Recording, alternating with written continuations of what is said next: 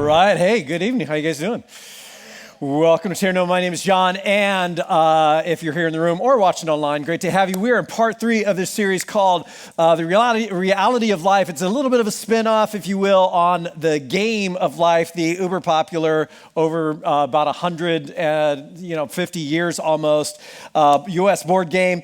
And we've been holding on some really essential things about real life that, as it turns out, are pretty different in the game. For example, we kicked it off in week 1 by saying there are no friends in the game of life. I don't know if you ever noticed that. There are no friends in the game of life. There's no room for relational richness. There are no bonus points for having, a deep, close community around you. But actually, in real life, it's very different from that, because in real life, it's actually deep relationships that are the primary avenues of meaning, growth, and lasting happiness. And there's so much research and so much studies that have been done on this, that in real life, deep, close, healthy relationships really are the primary avenues of meaning, growth, and character growth, and lasting happiness in this life.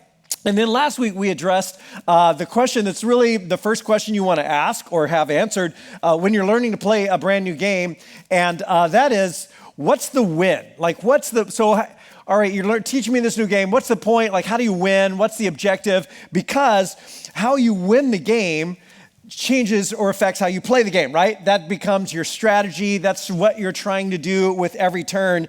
And in the game of life, the answer is given right up front. It's stated on the instructions right at the top that you want to retire with the most money. That's it. That's the objective of the game of life. Land yourself in millionaire estates and die with a boatload of cash. That's it. That's the game, right? But for some, and then I think, for some people, and maybe for many people who wouldn't necessarily even admit it, maybe not even admit it to themselves, that kind of is the game. That is the win. Maybe you would never say it. Maybe somebody would never say it, but it's making as much as I can make, having as much as I can have, or some form of that, like retiring as soon as I can retire and having enough money so that I can live the life I want and not have to work anymore. That kind of is the win. That kind of feels like the win. And if this life is all there is, honestly, why not? I mean, seriously, if all there is to this life is this life, go for it. I mean, YOLO, right? You only live once. But what if you don't YOLO? What if you don't only live once? What if there's more to this life than this life? What if this life is actually just a portion of your entire life, your whole life? And what if what you do in this life actually spills over into the next and affects the next life, which Jesus talked about all the time, and Jesus' followers have historically believed and leaned into? There is life beyond this life. And if that's true, well, that changes everything. That changes the win. The real win then has to do with something that's actually more than just this life. And so last week we looked at something Jesus taught, because Jesus talked about this all the time. And it's based on the assumption that there is life after this life. And one of the things Jesus taught is that for his followers, the win is actually losing. The win is actually losing in macro and micro ways, little and large ways, the ways that I give myself away, that I lose myself in my interactions, my moves around the board, if you will, that become less about myself, less about self-protection, self-advancement, self-defense, self-promotion, and more about others and what will benefit others, and seeking first the kingdom of God in their lives and in the world around me. That it's when I'm doing that, I actually find life, as it turns out, both in this life, and that's really true, but also, as Jesus said all the time, that's how I find life in the life to come. And for Jesus, the win of this life was not necessarily something that happens in this life. The win of this life was not necessarily something that happens in this life at all, but something that happens in the moments after this life. And if that's actually the win, and if the win defines my strategy, like how I'm going to go about making my decisions, what I do with every turn and opportunity, then that's going to inform everything else about my life, right? I mean, that's going to inform how I spend my money, what I think about retirement. It's going to affect how I handle relationships, how I treat people I know and people I don't know, people I like and people I don't really like. It's going to change how I spend money, how I prioritize my life, and it's going to affect what I'm doing with this little thing called work.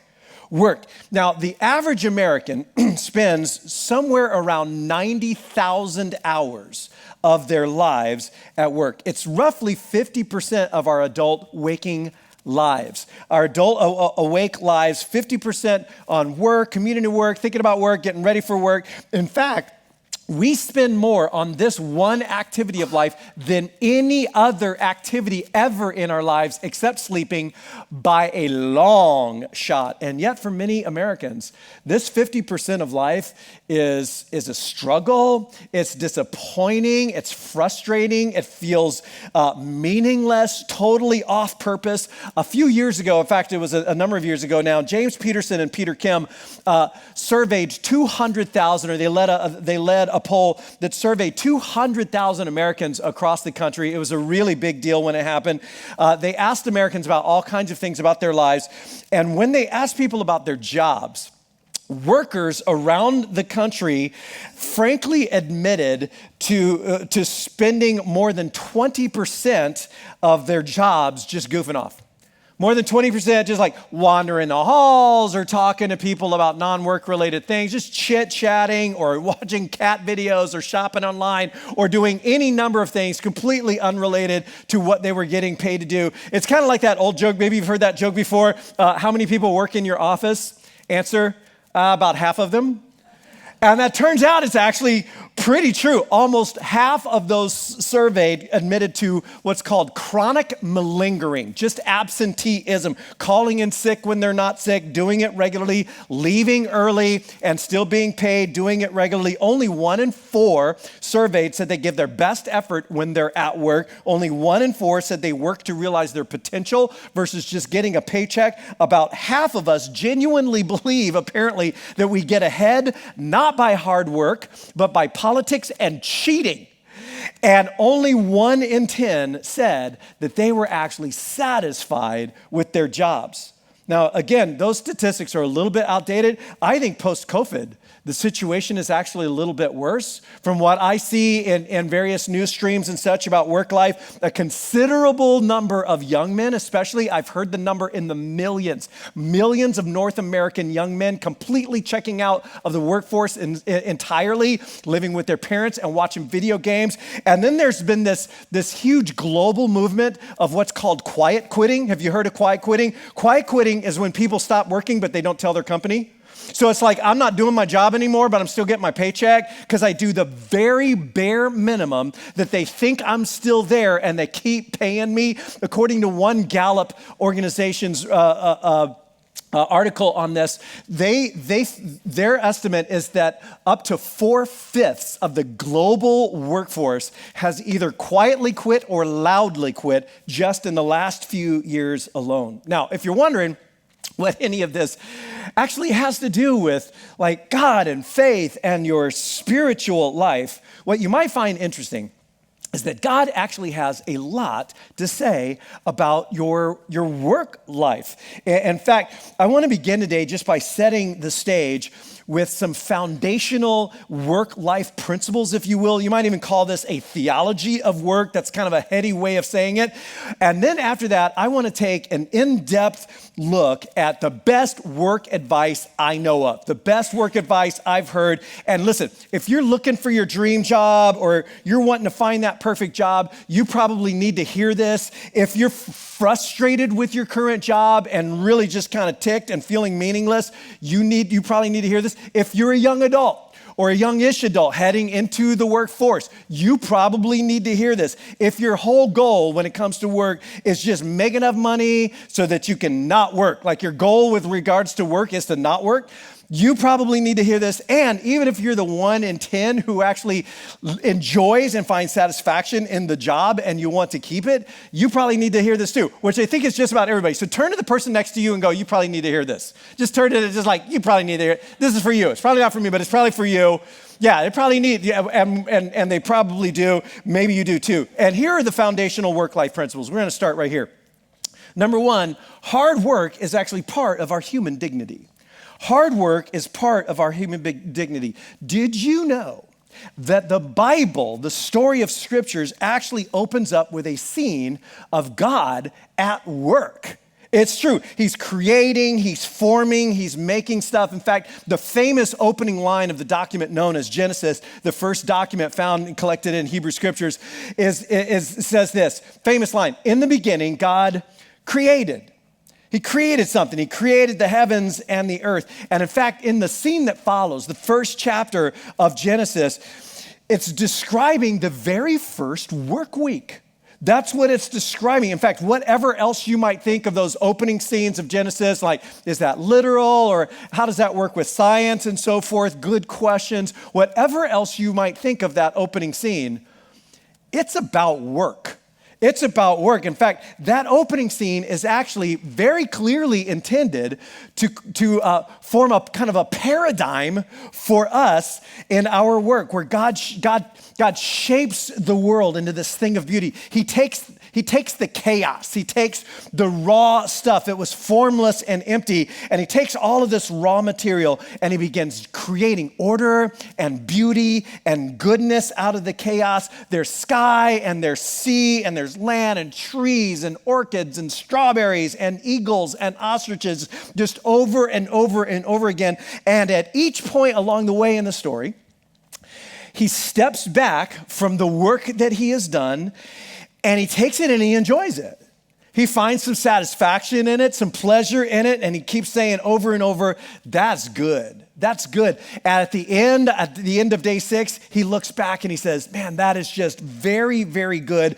And then when he's done, he rests. He works, and then he enjoys it, and then he rests. It's the very first work week. That's what the opening scene is. Now, can you imagine how the first chapter of Genesis might read if God were the average American worker? It might sound a little like this. In the beginning, it was 9 o'clock, so God had to go to work. He filled out a requisition to separate light from darkness. He considered making stars to beautify the night, planets to fill the sky. He thought, it just sounded like a little too much work. And besides, thought God, that's not my job. So he decided to knock off early and call it a day. And God looked at what he had done and said, it'll have to do. On the second day, God separated the waters from the dry land.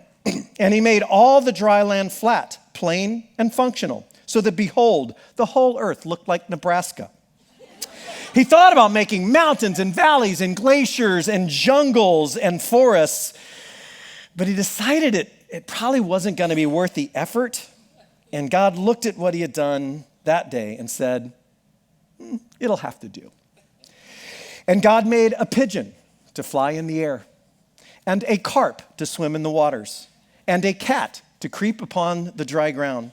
And God thought about making millions of other species of all sizes and shapes and colors, but he just couldn't drum up any enthusiasm for any other animals. In fact, he wasn't too crazy about the cat. Besides, it was almost time for the late show. So God looked at all he had done, and God said, it'll have to do. And at the end of the week, God was seriously burned out. So he breathed a big sigh of relief and said, thank me, it's Friday.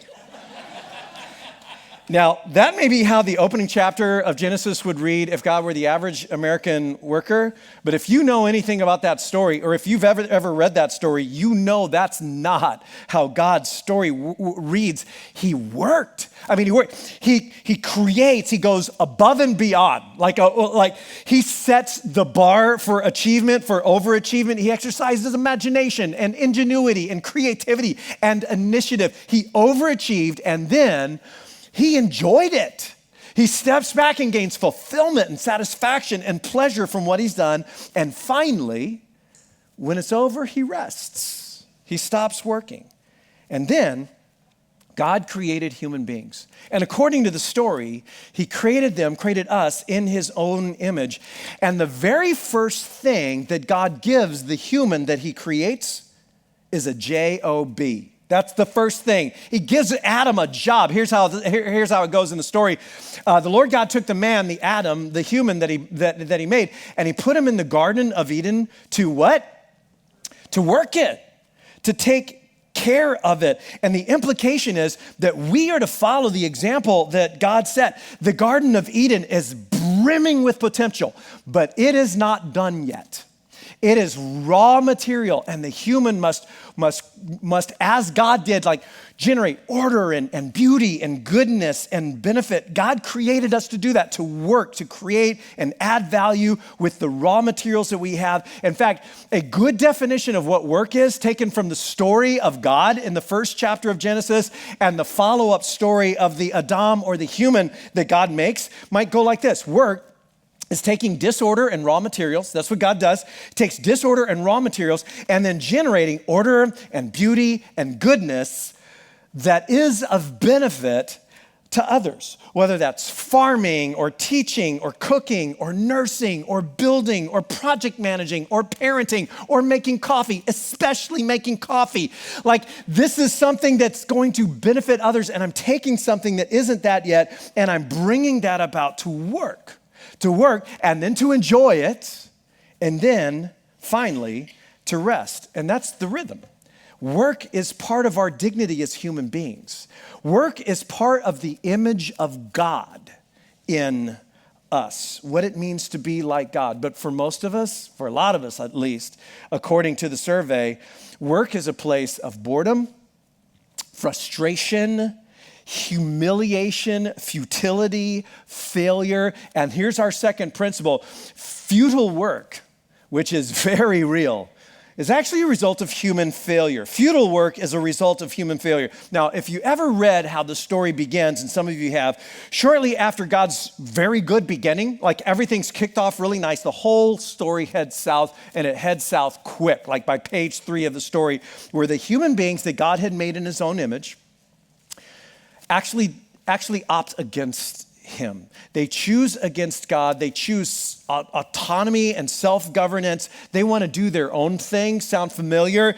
And as a result, life on the entire planet, for the entire planet, is no longer the beautiful utopia that God had designed or created to be. And in Genesis 3, the third chapter of the story, there's this moment between God and the human, the Adam that God had made, where the consequences of that choice are played out. Here's just a snippet of that scene in Genesis 3. And God said to Adam, "Since you ate of the tree whose fruit I commanded you not to eat, the ground is cursed because of you." Like, something has actually happened to the planet because the human beings who were created to live in harmony with it and rule over it and lead it have actually opted against God. And then it says, all your life you will struggle to scratch a living from it. It will grow thorns and thistles for you, though you will eat of its grains, and by the sweat of your brow you will have food to eat until you return to the ground from which you were made.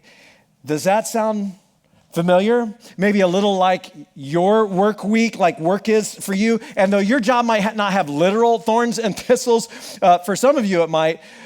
What your job is plagued by are things like a boss who manipulates and emotionally beats up his or her employees to feed his broken ego or his hunger for power, or coworkers who slander and undercut one another, or vendors who take out their disappointments on you, or customers who demand greater and greater service and products for little or no cost, as their growing sense of entitlement for something for nothing makes them impossible to please, or economic systems behind all of that just sometimes seem so broken and driven by injustice and greed, and sometimes it seems like straight up stupidity and politics. Speaking of which, politicians who are trying to pad their own pockets and ingratiate themselves with their own people, regardless of the cascading detrimental effect that they must know at times their decisions will have on a lot of other people and on our planet. It's like, what's going on?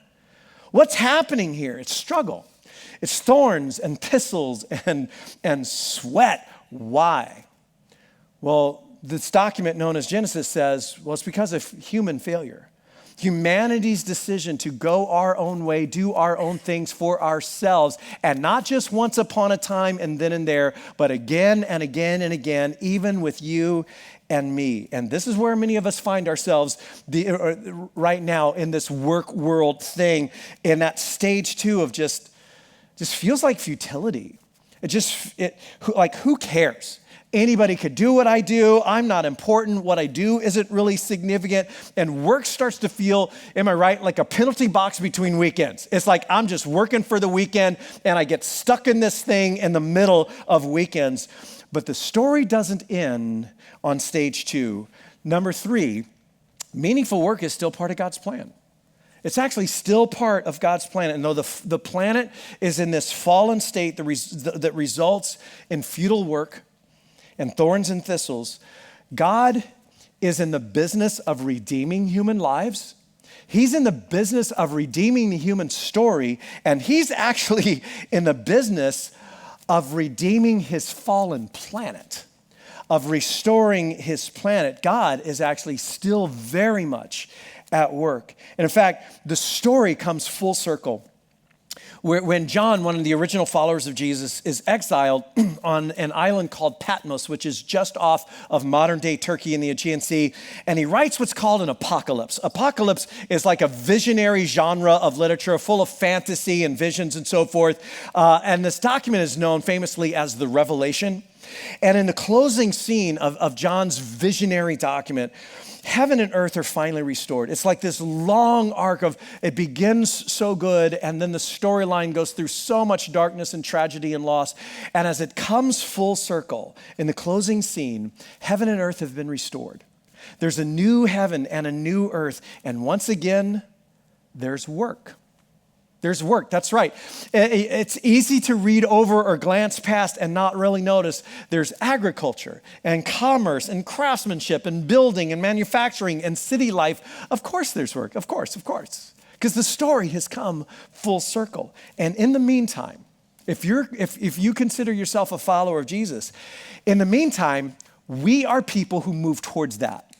Followers of Jesus are people who live kind of with one foot in God's future and one foot in the here and now, pulling ourselves and the world around us into what God has for all of us. And the first followers of Jesus lived this way and wrote like this all of the time, that we are people who live as if heaven is coming to earth, and we live in that mindset even right now. Reality check number 3 in our series is this: in real life, our work is actually a fundamental means of bringing our whole selves, the people that God made us to be, into God's great dream of restoring everything and bringing it back together. In real life, work is a fundamental way that we bring the image of God in us to the world around us as we lean into God's future kingdom. Hard work is actually part of our dignity as human beings. It's part of the image of God in us. And though human failure on this planet has resulted in thorns and thistles and struggle and pushing the rock uphill and feeling the futility of work, fulfilling meaningful work is actually still part of God's dream, and still part of God's dream for you and for me.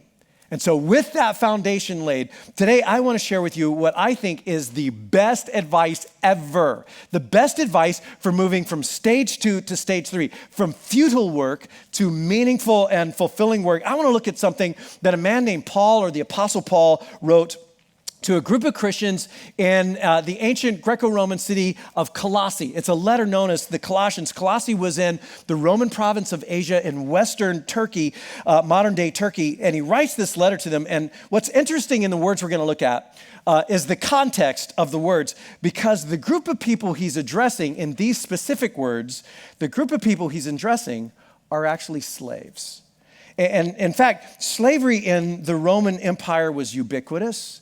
It was the most commonplace thing ever. It was a bit different than slavery in America in our dark days. In the ancient world, there were no real companies to speak of. There weren't large employees and factories that would hire a bunch of people and then keep them on the payroll. That wasn't really a thing. And slavery was actually one of the primary means of employment in the Roman Empire. In fact, roughly a third of the empire were slaves at any given time. That's crazy, right? And the way it worked is if you didn't have the means to have your own trade, or you didn't have the means to have your own land that you got to farm and maybe eat off of and maybe have a little bit to sell, if you had gotten yourself into debt and into a hole and needed to survive, often the only option that people had was to get sold into slavery. And it happened over and over and over again. And there's a little bit of that story you might be thinking, man, that kind of sounds like, I feel a little bit like that sometimes. Well, he starts out telling them, to do their jobs and to do them not just when they're being watched and not just to do the part that other people would notice, but to actually do their work with sincerity of heart. It's a term that means like integrity and honesty and with reverence for the Lord. And then he says this. Notice what he says. And the first word is just a really difficult word. The first word is this: whatever. Whatever you do, remember who he's talking to and what he's talking to them about. Whatever you do, work at it. Whatever. In other words, not when you get your dream job. He's talking to people who have no dream and no dream job. Not when you finally start your own company and you're working for yourself now, and so it's your benefit. Like, not after you get that promotion, after you get transferred, after you finally get back into sales or get back into the career you wanted to be in. Right now, in your current situation, in this current opportunity, in your current job, even if you're not doing what you want to be doing, and even if you don't like who you're doing it for, whatever you do, work at it with, and then I want you to say these three words out loud with me together. Work at it with what? All your heart. Let's do that again. Whatever you do, work at it with all your heart. Whatever you do, work at it with all your heart. It's like, what? I mean, look what I do, Paul or John. Like, look what I do.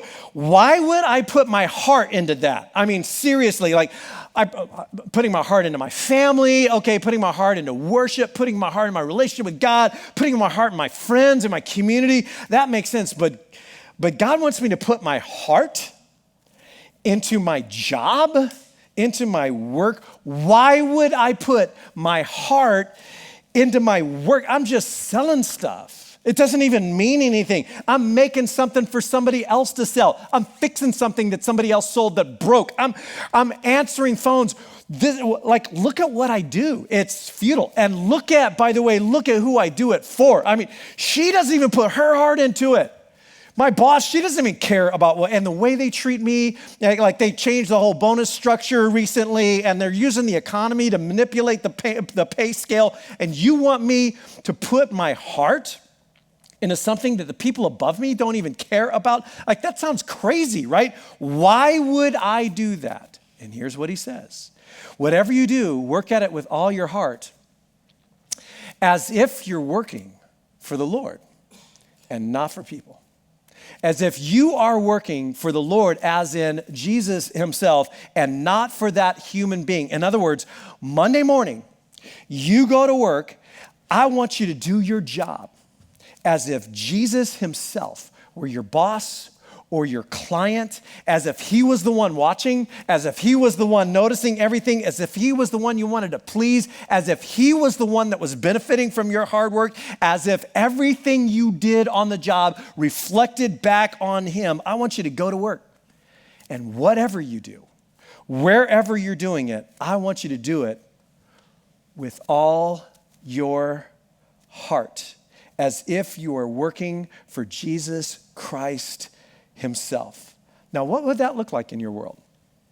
What would that look like in your work, in the thing that consumes you during the day? And then he adds this line, verse 24, this is huge. He says, since you know that you will receive an inheritance from the Lord as your reward, since you know that the win of this is something that happens, is not something that happens in this life. The win of your work isn't necessarily something that happens in this life, but it's something that's actually beyond this life and bigger than this life. There is an inheritance that you will receive for doing this, and you know that that's true. Now, this is a really key line, because who's he talking to? You remember?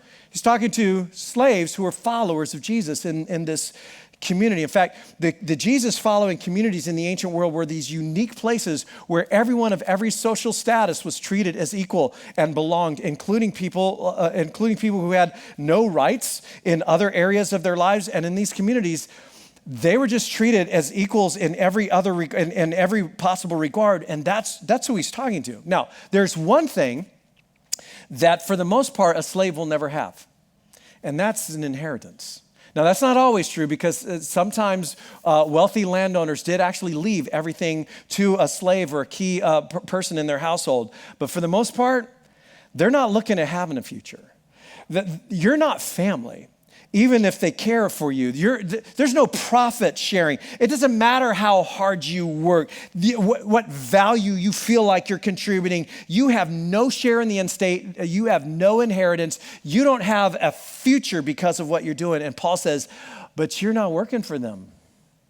That's not who you're working for. It is the Lord Christ who you are serving. And guess what?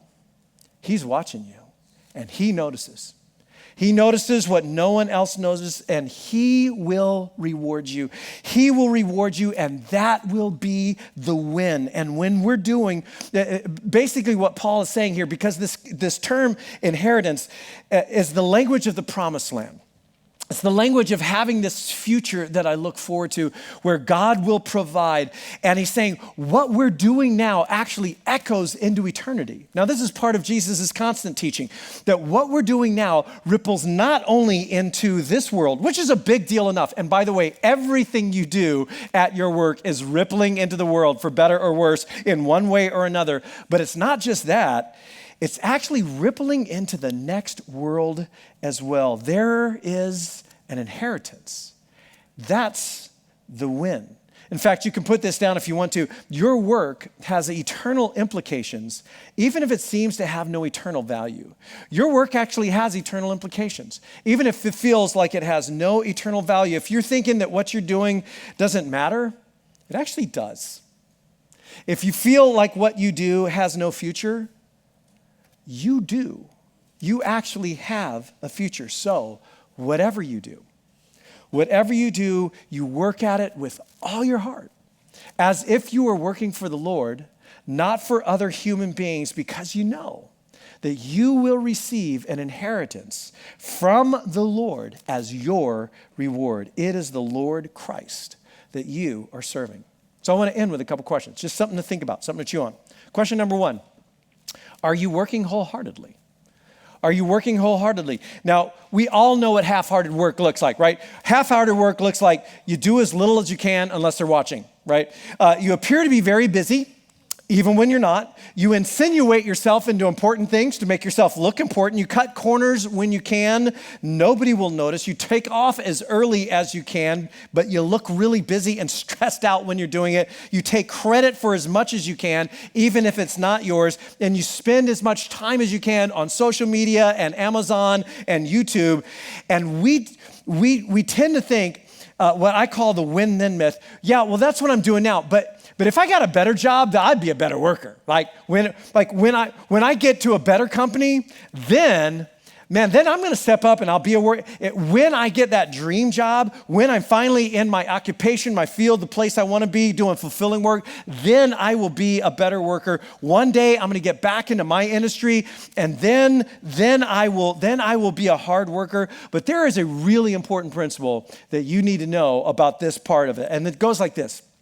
Future opportunities are actually connected to current opportunities. The way Jesus would often put it is faithful in little, faithful in much.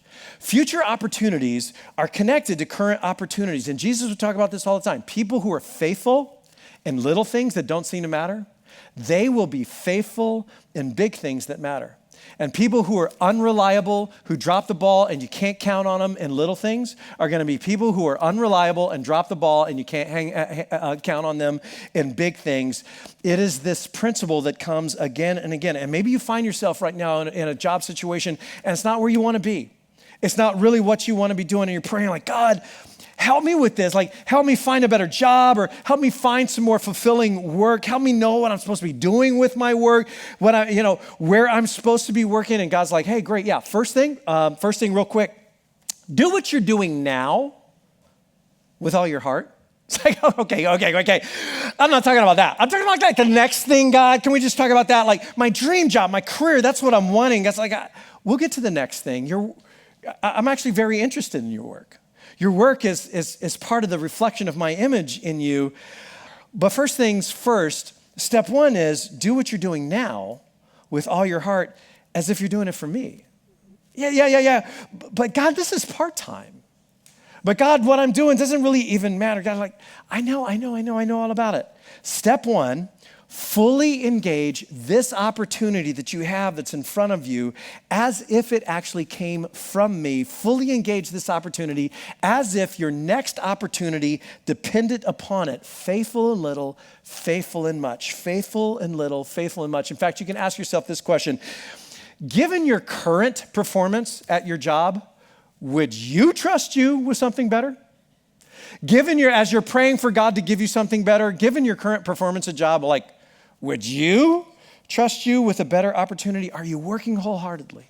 Are you finding ways to invest the image of God in you in the world in meaningful ways in the opportunities in front of you now? And the second question is this, are you working as for the Lord?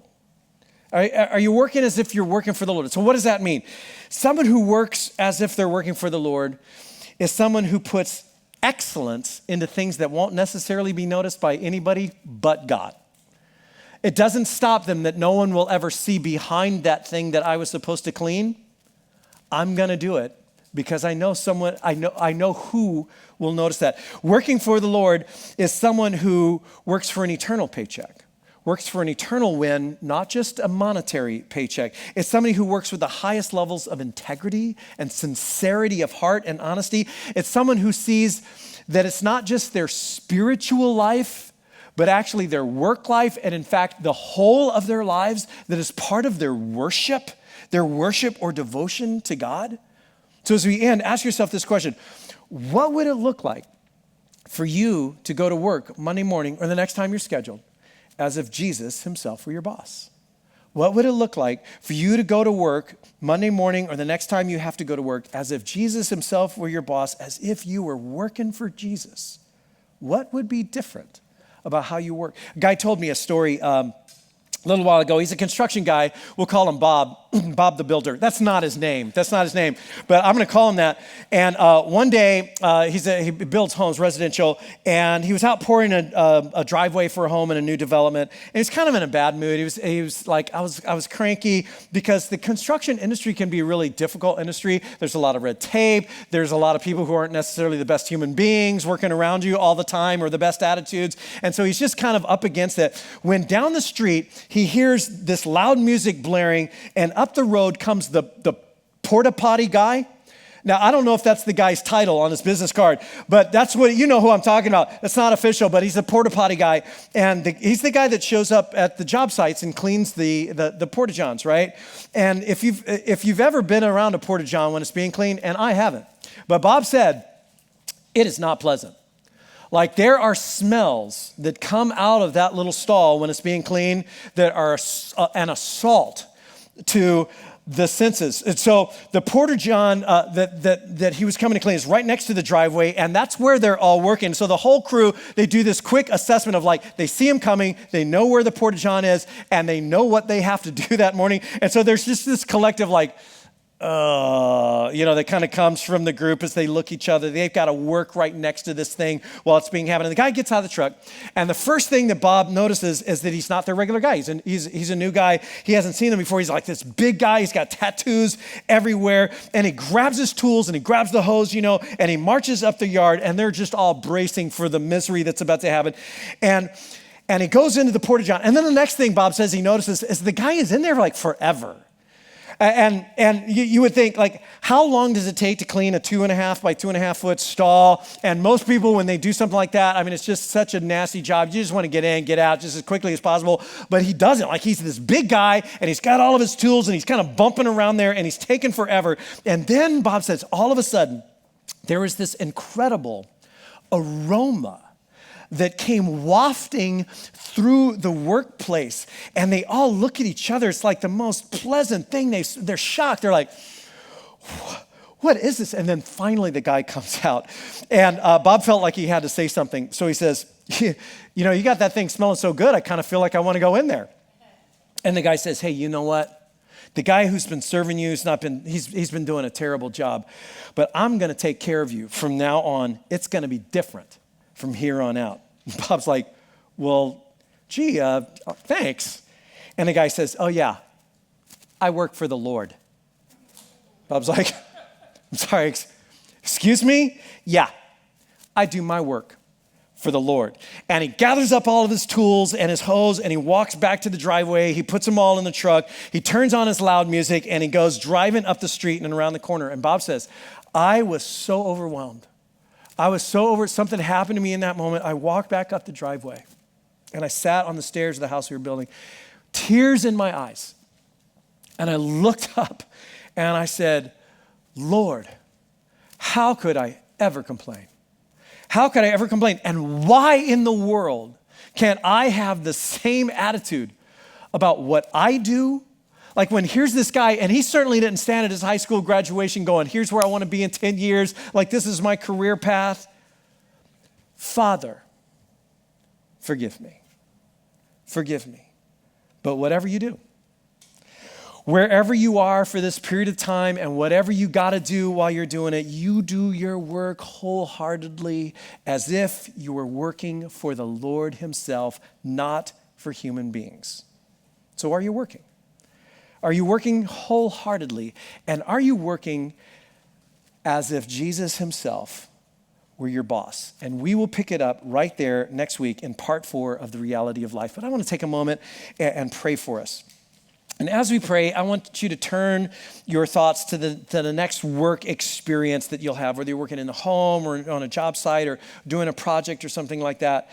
And as you think about that next work experience, maybe as I lead you, you might make this your prayer. God, I want to take this to heart. I want to take your words to heart. I want to take them seriously. Wherever you have me right now in my life. Whatever there is in front of me for me to do, wherever that is, I'm going to do it with all my heart.